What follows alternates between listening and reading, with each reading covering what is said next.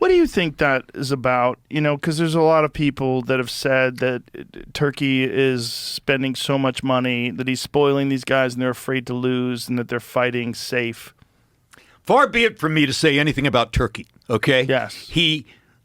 Anything negative. He put me back at ringside. Right. All right. So I'm very happy on that he's personal, involved. parochial level, I am a huge Turkey fan. Yes. I think that more attention has to be paid to what real matchmaking is. If you put two counterpunchers in front of each other, that's not going to make a fire.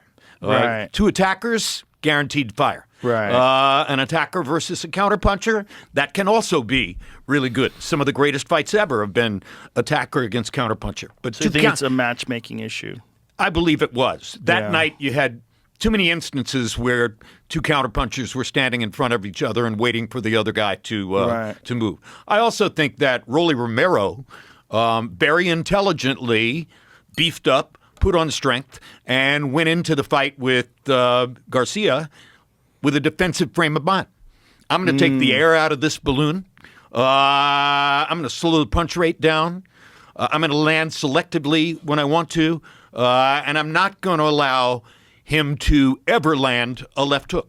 He did a good job of that. But he also landed that left hook of his own. Exactly. And rocked him and dropped him. And I think that changed the entire... Absolutely. Mentally changed the fight. You know, Garcia's in there trying to land his left hook, and all of a sudden he gets dropped by one.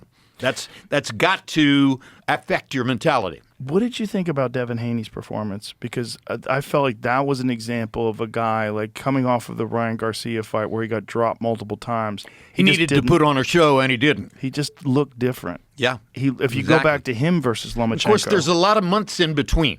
You know, right? You know, so it's not as if he's coming back 2 months later, and you can draw a straight line from the mentality of his Garcia fight to what he's doing in the ring that night. That doesn't happen to be the case, but it was definitely a disappointing performance. Well, you definitely can draw a line between a guy getting rocked and dropped on multiple occasions from a person that he was supposed to beat easily. Right. If you look at his boxing skill, you look at what he had done to Kambosos. Yes. I mean, he just boxed his face off. He looked fantastic in that fight. But you get the benefit of being able to say to yourself, if you want to, okay, he tested positive for a performance-enhancing drug. That's the reason he knocked me down 3 times. You know, if you can convince yourself of that. The problem is once you start saying that, people start saying fuck you, and then the boos get louder.